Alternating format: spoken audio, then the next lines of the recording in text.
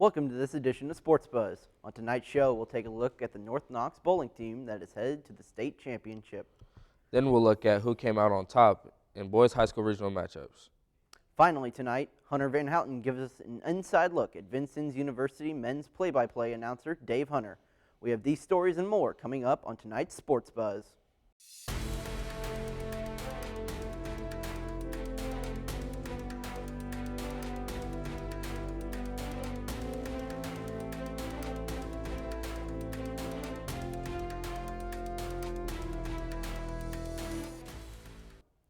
Welcome to Sports Buzz. I'm Tim Roth. And I'm Ken Day. An area high school is helping a great cause while competing at a high level. The North Knox Champions Together is a partnership between the NJCAA and the Special Olympics. The goal of the group is to bring awareness to disabilities and to support the Special Olympics. Some of the students in the group will soon be competing at the state championship this weekend for bowling. They have gone to this competition the last 3 years and are hopeful that this year they will bring home the trophy. Previously, they have finished 8th and 16th.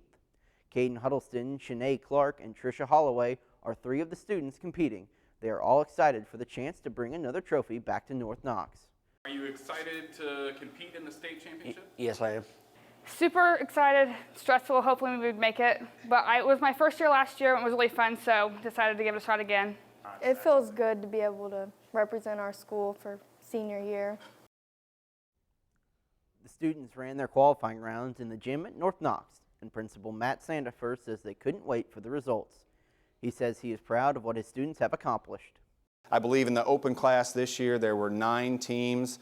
They take 6, and I believe we were 4th out of 6. And when you look at the list of schools that participate in that, again, we're very blessed and very proud of being a small rural school, but we're going up against some pretty stiff competition with schools that are much, much larger than us. So I think that goes to show you just the type of kids that we have and the effort that they put forth, and we're just tremendously proud of them. The event takes place on Saturday in Indianapolis at 1 p.m. at the Western Bowl. Good luck to the North Knox Champions Together group.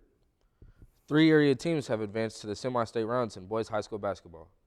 In Class 3A, North Davies claimed the Washington Regional by downing Gibson Southern 48-44. In a tightly contested ball game, both teams battled back and forth in the first half.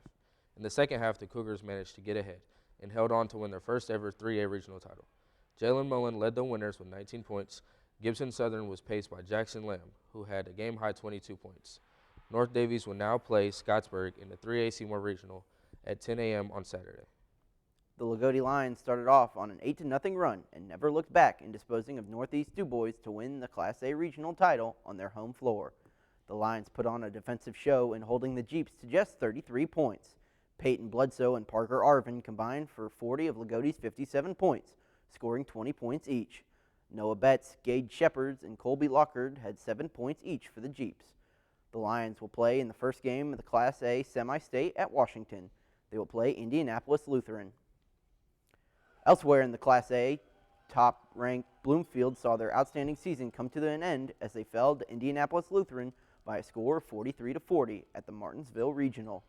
Cameron Patterson gave the Saints the lead for good on a lay-in followed by a foul with 3 seconds left, and the Cardinals couldn't convert on the inbounds play. Senior Peter Combs led Bloomfield with a double-double, scoring 20 points and adding 11 rebounds and 7 blocks. The Cardinals finished the year at 24-5. In Class 2A action, top-ranked Linton continues in postseason play as they crushed North Decatur 62-33. The Miners outscored the Chargers 40-17 in the second half to win their first regional title since 2019. Linton was led in scoring by Joey Hart, who has tallied 29 points.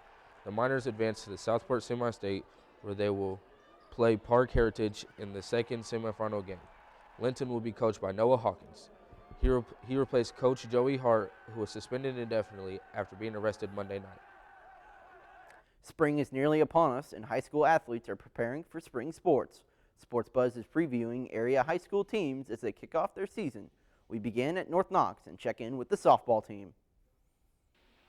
Last year's team and this year's team, the difference is I've gotten a bunch more talented freshmen that came in and have been playing travel ball that I have been missing in my previous 3 years, that the kids coming in with experience. So we're coming in with enough experience that we're going to be more competitive at the start of the season, and as compared to last year where we had to work with them.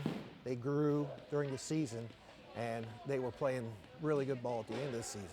This year, I'm hoping we're starting out with that kind of experience at the beginning of the season. I only have one senior this year. Her name is Haley Palmar.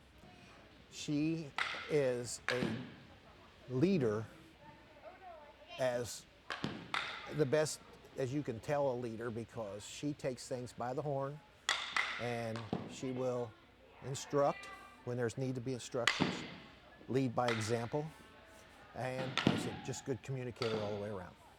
I didn't get my freshman year because of COVID, so you know, it's just been really nice to know a lot of these girls, and it's bittersweet, but I'm excited for this season. The Warrior season gets underway at the end of the month. The Vincennes University men's basketball team is headed back to the NJCAA tournament. After missing the tourney last season, the Trailblazers look to pick back up where they left off. In 2021, VU set an NJCAA record for 9 straight finals appearances, and the 15th-seeded Trailblazers will face the 18th-seeded Trinity Valley at 3 p.m. on Monday. The winner goes on to play 2nd-seeded Southern Idaho on Tuesday. Head coach Todd Franklin is excited to challenge the elite of the elite.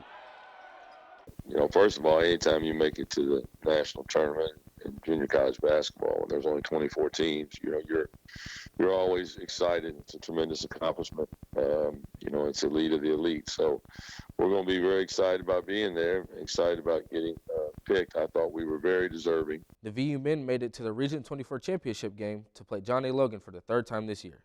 The Trailblazers were in control a majority of the game, but with just over 6 minutes left in the game, John A. Logan took the lead and closed out the game with a 14-point scoring run.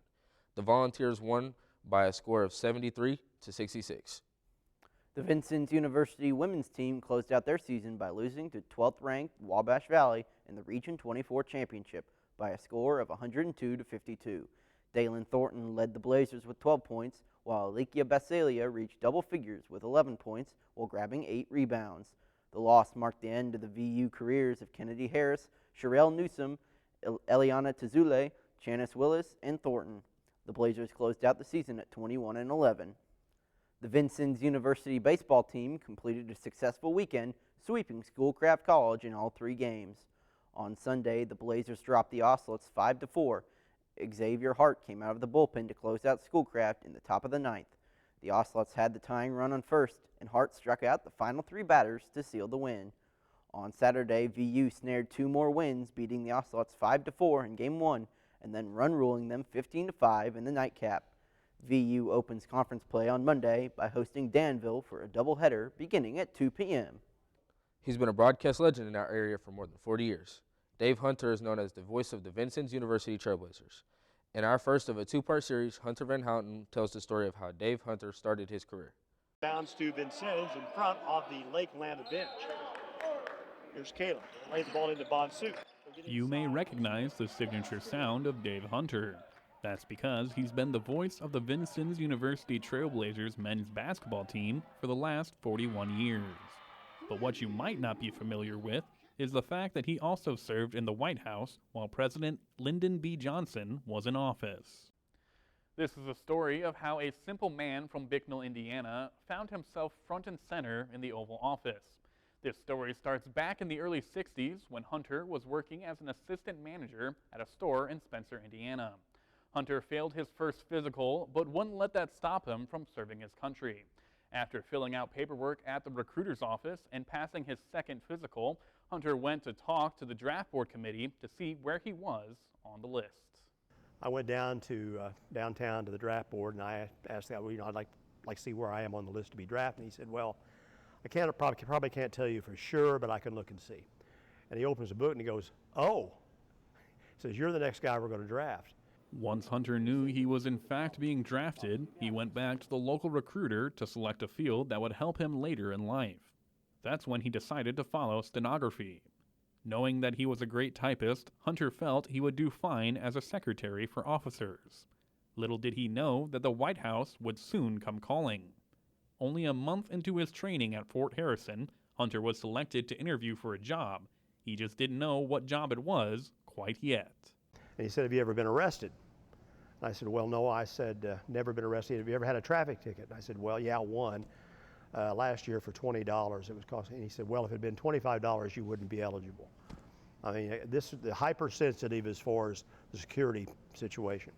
Then he said, well, we're interviewing you for a very sensitive assignment, you know, that could involve the President of the United States. And he said, would you be interested? Yeah, I said, absolutely, you know. Over the next year of training, Hunter turned down 2 other job offers, one at West Point and the other in Germany. Finally, in 1965, Hunter arrived in the nation's capital to begin his new job with the newly formed White House Communications Agency. The transition from the Kennedy to the Johnson presidency carried many changes, and that brought an opportunity that was just right for Hunter. JFK never used a teleprompter, but it was a newer practice that LBJ fully embraced. The mission grew because he was using teleprompters for almost all of his speeches, and sometimes more than one in a day. They thought they could fill that need by using military people to type the speeches, to actually run the teleprompter system, set them up, and so forth and so on. So the very fact that the President Kennedy got assassinated turned out, as fate turned out, led me to actually be chosen to go to the White House to work for the President. Hunter fondly remembers the time he spent inside the iconic White House. Meeting LBJ was something he says he won't ever forget, which happened after just 1 week on the job. We set the equipment up and we're waiting all afternoon. And so finally the office door, the Oval Office door opened, and he walked by the cabinet room, and he came back and looked in and opened the door and said, what are you guys doing? And somebody said, well, Mr. President, we're waiting for you to do this, whatever it was, public service announcement. He said, blankety, blankety, blank. I told Marvin, his assistant, Marvin Watson, I wasn't going to do that today. He said, hell, let's do it. So he sat down, he read it in one take and got up and left. And of course, I'm in shock because I'm as close to the President of the United States as I am to you during this interview. You know, and here's a guy from Bicknell, now in the President's and the most powerful person in the world. And that was kind of like a rude awakening, like I'm really here. You know, I'm really in the middle of something big. Following his time at the White House, Hunter packed up, including his newly learned professional skills and experience, and returned home to Knox County, where he began the next chapter of his life. The White House had helped him find his true passion, which was broadcasting. Well, I went back to what I did before. I worked for Tressler's, which was a variety store company, before I went to the service. I worked for them for 4 years, but I wanted to get into broadcasting. So I quit and got a job in broadcasting, barely enough to buy ramen noodles on. And my wife was expecting our first child at the time, so it was kind of a tough time. And I got, you know, paid $95 a week for my airtime and then $10 to do a basketball game. And so that's kind of where I started out, you know, from there. Hunter has now turned his humble beginnings into over 50 years of sports broadcasting experience. Next week, we'll share part 2 of this series as we take a look at Dave Hunter's career covering the VU men's basketball team. And that's all for this edition of Sports Buzz. For everyone here at Vincennes University Broadcasting, I'm Tim Roth. And I'm Ken Day. Join us again next week.